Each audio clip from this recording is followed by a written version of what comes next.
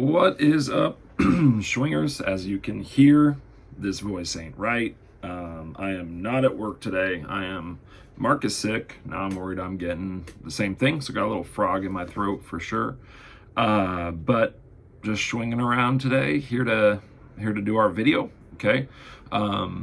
Week 11. We're getting to the end of this regular season thing, guys. There's only 4 more weeks. We got 11, 12, 13, 14, and then we're into the playoffs.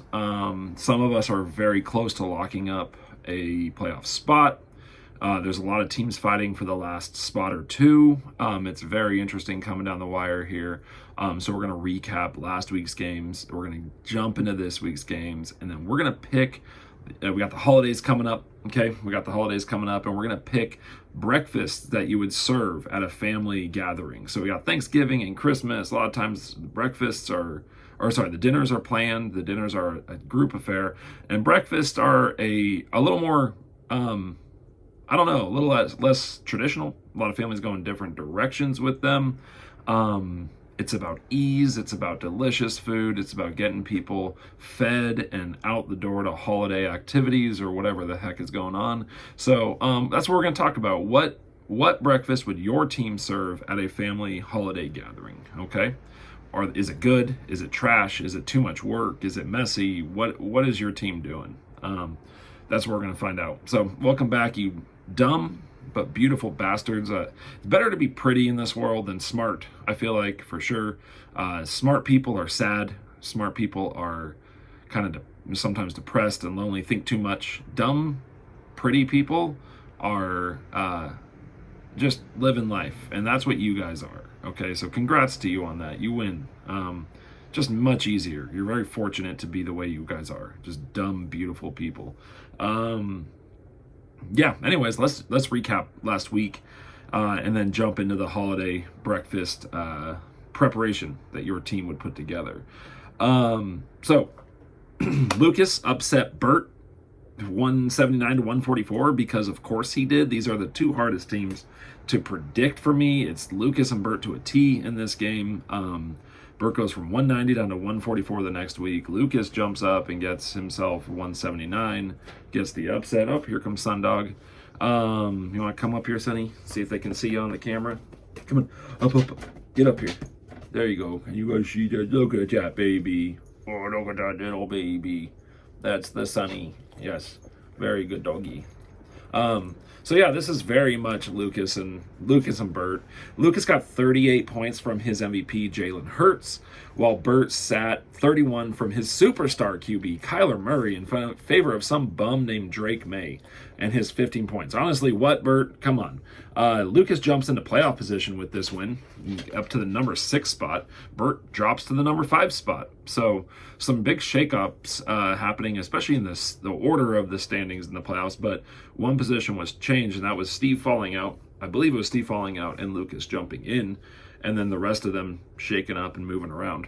JD got a win against Mark while the Seahawks were on bye. Pretty sure that was pretty obvious. That was coming. I called that last week. The projection wasn't close. The projection ended up a little bit closer. Mark's team outperformed what I thought he would do, but JD also scored well. He got 171. Mark got 134. Listen, the MVP for JD should be Lamar Jackson, but I'm not giving it to him, even though he had 42 points, and I'm giving it to Chuba Hubbard, okay, who got him 33 points, because all of us, nobody believed in JD when he went out and traded me Joe Burrow and a second-round pick for Chuba Hubbard. But who's laughing now? MVP Chuba. That's who's laughing now.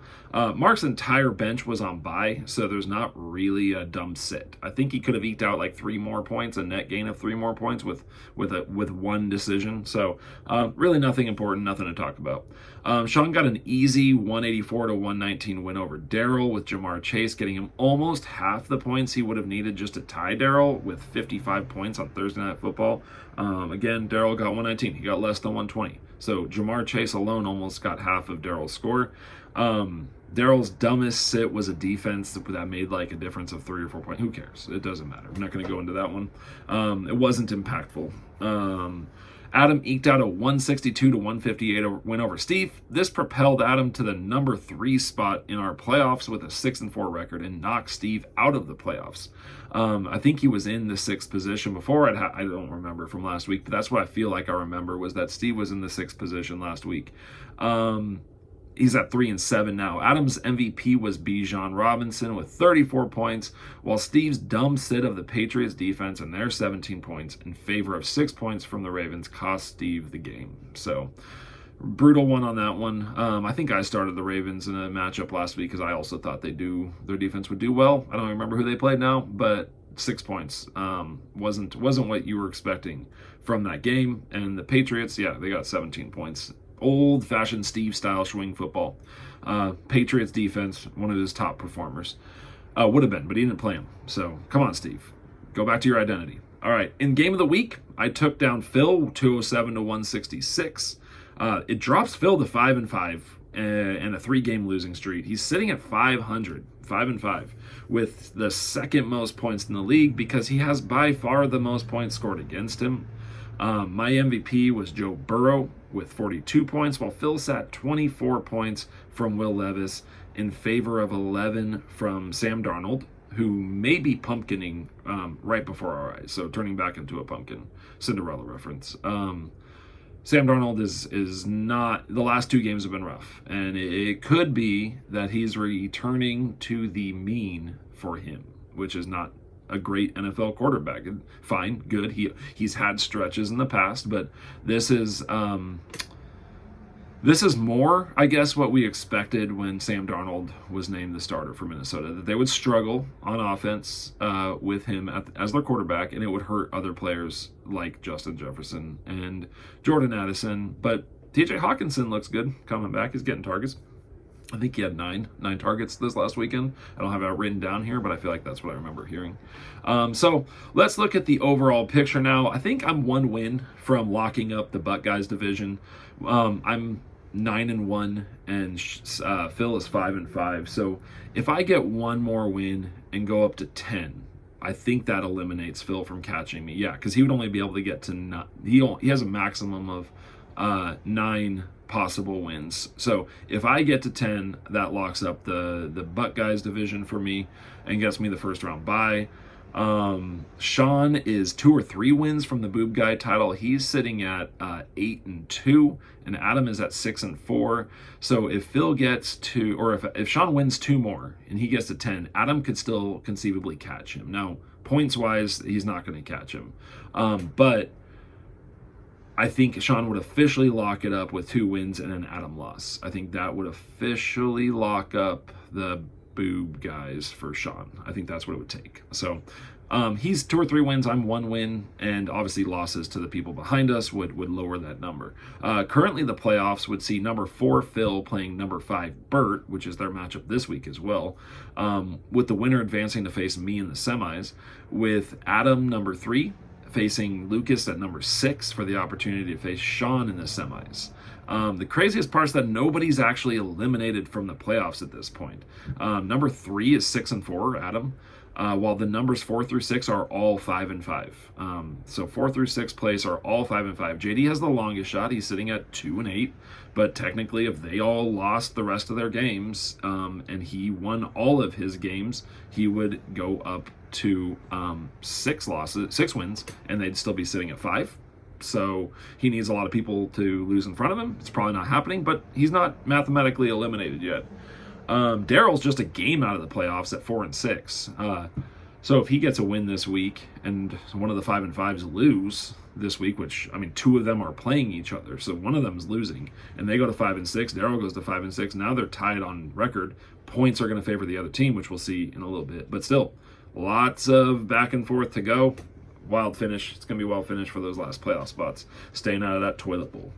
On to this week's games. Purdy Balls versus Portland Ducks. It's me versus Sean. Definitely a game of the week candidate, but not going in that direction with this one. The current projection is 204 to 130 favoring me. Sean has a lot of pieces to fill in, so when I was trying to go through and project his actual line and what it will look like, it'll be above 180.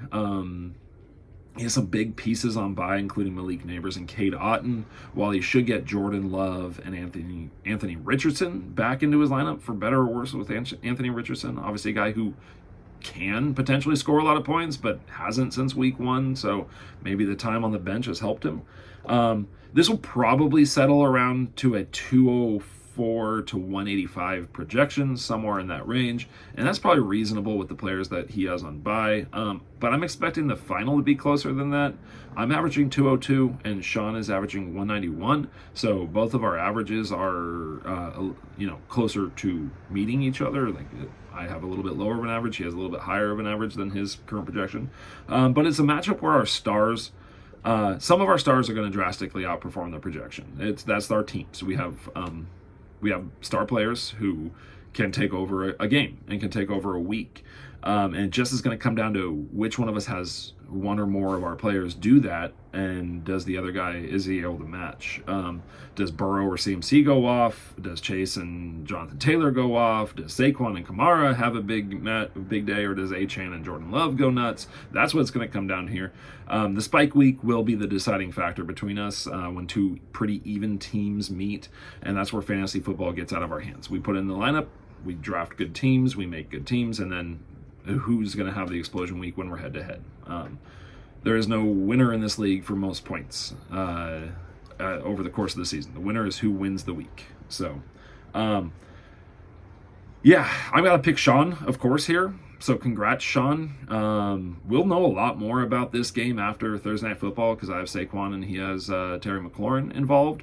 But, yeah, Sean wins. Way to go, buddy. Okay, our gathering breakfast. Let's get into that. What are we serving at our breakfast? Sean, really good team. Lots of options. Okay, very versatile. Doesn't have to sweat the prep of each week. He's got lots of people he can plug in, and everyone's going to be happy. Okay, everyone's going to be happy. So Sean's family breakfast is pancakes. Okay, definite argument for number one. It's great. It's not my preference for number one, but this is an automatic yes to most family breakfast. We're making pancakes. It's going to be fast. It's going to be easy. People can get it as they're waking up. It's like, here's your pancake, here's your pancake. You're churning them out, especially you got one of those big griddles. And everyone's just like, can make it their own. You want syrup, you want butter, you want, sorry to, fellow diabetics out there. That's not a great breakfast for us, but, get some sugar-free syrup on there. Okay. Throw some cinnamon on there, whatever you're going to do. Pancakes are a solid choice for a family breakfast. It's easy, and it's a relatively easy cleanup too. Just clean that bowl. God, I hate it when people leave the pancake batter in the bowl and it cements on there. Okay, so that's Sean. You got pancakes, brother.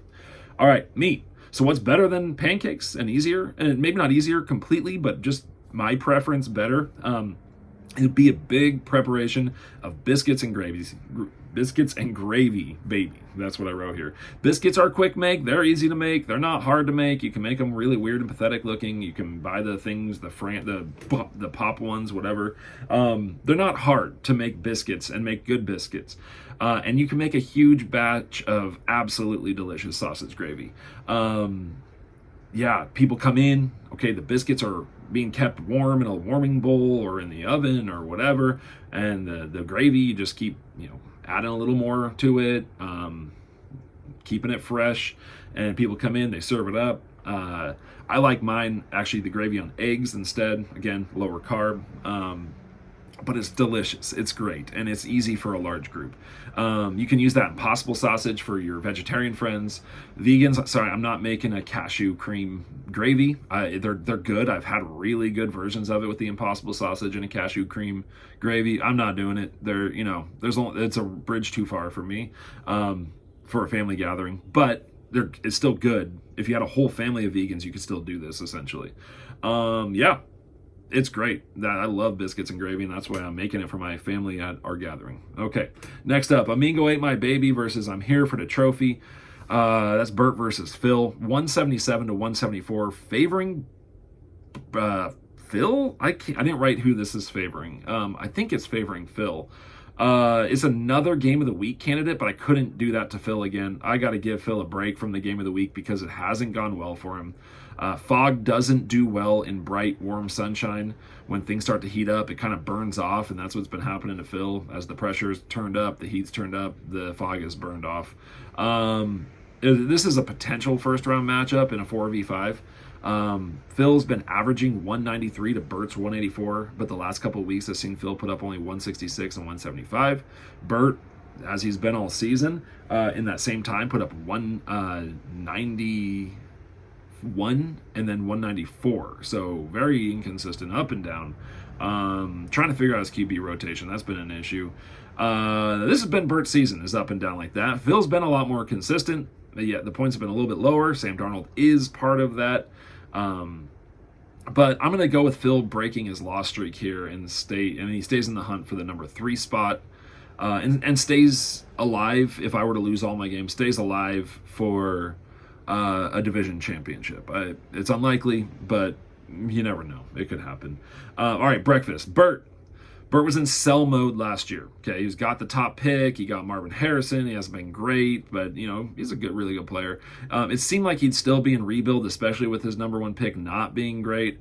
But his team started winning. And in a Superflex league, if you got Josh Allen and Kyler Murray, who's up and down, but you got those 2 guys, you have a chance every week. And Bert went from being like, let's not worry about breakfast, let's not take this very seriously, to oh shit, we probably need to do something here. We're doing all right.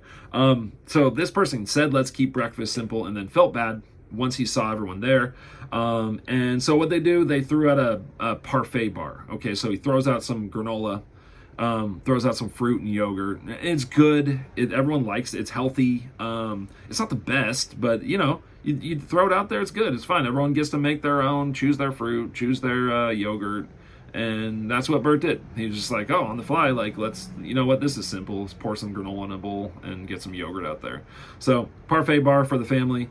Healthy, not the best. It's not, no one's like talking about that later. All right, moving on. Phil's team is good. Okay, the concept is good, but the results have been frustrating. He's 5-5, sitting at 500. Listen, yeah, he's had the most points in the league scored against him, but he has the second most points too. At some point, you kind of expect those 2 things to favor the point scorer, but it hasn't. It's ended up exactly in the middle, 5-5. It's why Phil is serving Eggs Benedict. Okay, this is a good I love Eggs Benedict. It's one of my favorite breakfasts in a vacuum. It's great, but it's not a good choice for a large family gathering. It's time consuming. Okay, the hollandaise is getting lumpy. It's kind of curdling.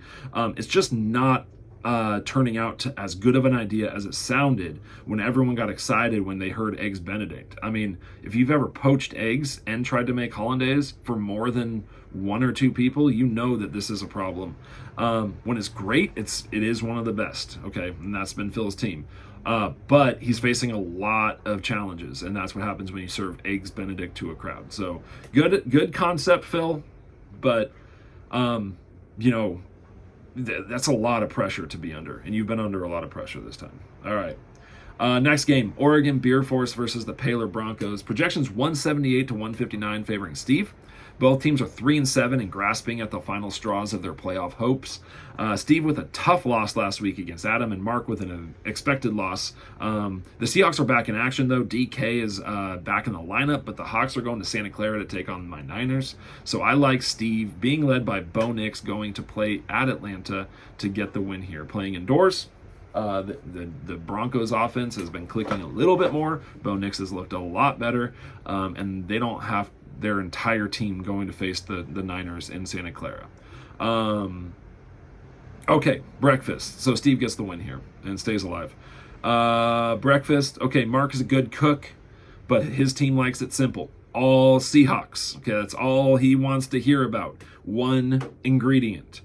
So when you show up to Mark's family gathering breakfast, you're going to sit down and you're going to see a massive platter of scrambled eggs, and that's it. That's all you get. When you ask where the other food is, he scoops you up more eggs. That's all you're gonna have. It's the one thing all you need in Mark's mind is one thing you love, and you do that a lot, and that's why you're getting eggs. Okay, maybe it's a platter of bacon. also good, but it's sort of like, well, this is it. It's just all bacon. Most people aren't going to complain. You're nourished by the end of this, but you know, it's one thing. So, and that's what Mark's got going on here. All right, Steve. Really good pieces, but it hasn't been easy. You know, it's been a little surprising actually. He's got Bo Nix playing really well, running the ball. He's got Derrick Henry. He's got Kyren Williams. CJ Stroud has been a little bit of a letdown, but still, you've got good talent on the team. It's some good filling. Okay, you've got some good filling. The overall package is a little weak. The overall package is difficult to roll out there, but the fillings are great, and that's and there are things that are just better and easier to make, and that's why Steve is crepes. Yeah, the filling is great. It sounds like a good idea, but they're fragile. They're not very sturdy. They're not. I would say maybe consistency might be an issue. And by the time it's done, everyone was probably like, "That was good. Just could have been. This whole thing could have been simpler, a little stronger. Just make us pancakes next time, and we'll throw all those toppings on top, okay, or waffles or whatever. Let us use these toppings on our own." So Steve made crepes. Nobody's mad when they had it, but no one is like really happy either because the day is gone while Steve meticulously crafts these crepes. So, yep. All right. ETN Everything Hurts versus D's Nuts. It's a current projection of 162 to 150, favoring Lucas. Great QB matchup with Hurts and Lamar. That's both the key for both of these teams. There's good pieces sprinkled in with Amon-Ra and Debo for JD, amongst some other pieces. But David Montgomery, Garrett Wilson, and Cooper Kupp for Lucas. Chase Brown has been amazing. But they aren't consistent. It's just not consistent. There's not enough depth to be consistent. Their players are in offenses. A lot of those players are in offenses that have struggled a little bit. Obviously, Amon-Ra and David Montgomery have been on great offenses, but there's so many pieces that they've been inconsistent. While Debo, the Niners have been up and down with some of their pieces missing. Kupp finally came back. Garrett Wilson is dealing with the Jets' offensive situation. They're good. They're good pieces, but it is a tough season to project either one of them. At first, JD was easy. It was just like low, but Lamar has been so good that he's carrying JD to higher scores. Yeah, you never know, though. Hurts is playing on Thursday Night Football, and that's two defenses that are pretty good this season. Last year, this game was a shootout between Philly and Washington, but the defenses are a lot better this year, and I worry about that on Thursday Night Football with Jalen Hurts. If anyone can just overcome it, Jalen Hurts can do that. But it's kind of making me lean towards JD in this one, actually, and getting another upset. But don't be surprised if Lucas also wins by 100 with how these two teams go. So picking JD, but with very little conviction on this. All right, breakfast, JD. Okay, here we go. It's not that JD is bad. Not that JD's breakfast is bad. It's not. It's just not great. It's not interesting. It's not inspiring. It's a low worry breakfast. Like JD's going for the pick and all of that. So JD kind of threw out some boxes of cereal and some milk, and people get to choose. No one's pumped, and maybe the kids are, but it's just what it is. It's boxes of cereal and milk, and that's what people are getting when they come to JD's breakfast this year. For Lucas, this was a tough one to figure out because Lucas's team is tough to figure out.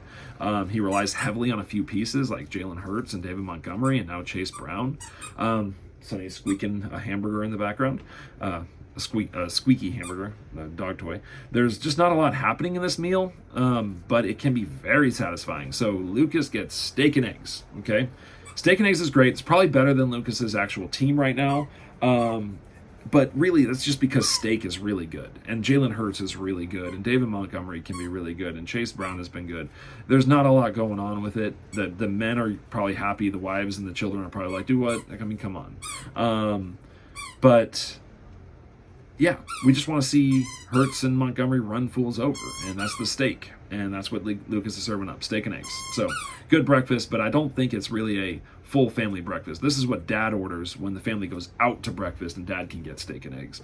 So you didn't really think about everyone else, Lucas. You're just throwing some steak and eggs out there, which I'm there for it, but not overall the most well-developed meal. All right, game of the week time. That only leaves one matchup, and I can't believe it's game of the week. In fact, I'm kind of making this the game of the week because these two guys don't always end up in the game of the week, and it is a spot for playoff contention. It's the Meat Packers versus Bed Bath & Beyond. The current projections 158 to 155, favoring Adam by 3 points. Yeah, game of the week with Adam and Daryl. Why not? This is all about playoff positionings and for the fight for that last spot. And for Daryl, for Adam, it's about trying to maintain his position and his hold on the playoffs. They're both within a game or two of either being in or out of the playoffs. So, and it's a close projection. It's a close game. Adam has to go into this without James Conner, who's been great. Daryl is starting Jaden Daniels, who is playing his own Philadelphia Eagles on Thursday Night Football with the improving defense, like we just talked about with Jalen Hurts. Adam has Brock Purdy at home against the Seahawks, which could be really nice. Adam has CeeDee Lamb dealing with Cooper Rush. Daryl has Josh Downs and suddenly dealing with Anthony Richardson again. Kirk Cousins and Matt Stafford might be the same person. I don't think anyone really knows for sure about that. And their defenses, the Saints and Texans, are both facing backup QBs. The Texans are facing Cooper Rush on, I think it's Monday Night Football. Maybe it's Sunday Night Football. It's one of the primetime games, though. That could be a great opportunity for their defense to score some points. And the Saints are facing Jameis Williams, his return to New Orleans. Maybe a revenge game for him, but if there's one thing we know about Jameis, he might score points, but he also really loves to throw interceptions. So it's a very interesting matchup.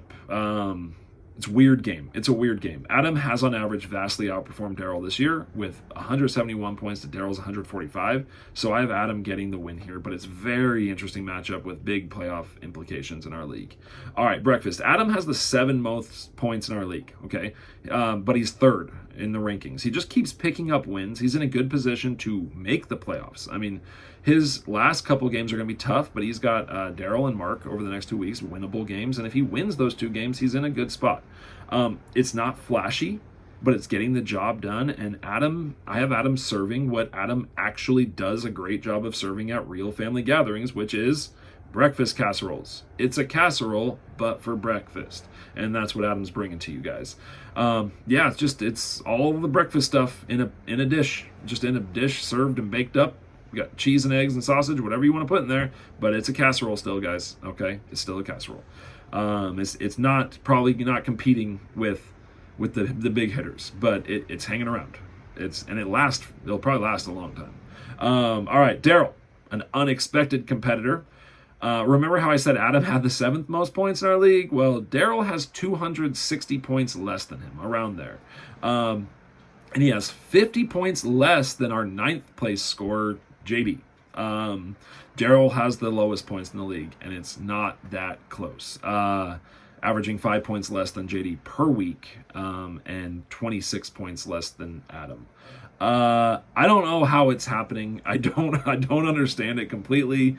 He's the only team that's beaten me to this point. Obviously, that probably going to change this week with Sean definitely getting a win.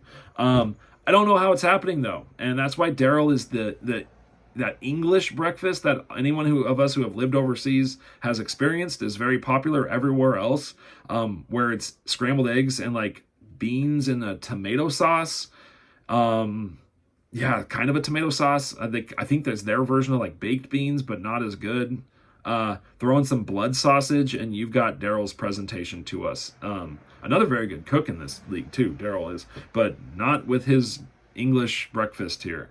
We're all confused by it, but it is a thing, and Daryl is a contender for the playoffs. Probably not for the championship, but for the playoffs, he could still make it. So that's it, Schwingers. If you watched the whole thing, that's a long video. Thanks for watching, almost 29 minutes. So I'm gonna peace out now, and as always, fun to come to you guys from Schwing Mobile headquarters. All right, peace out.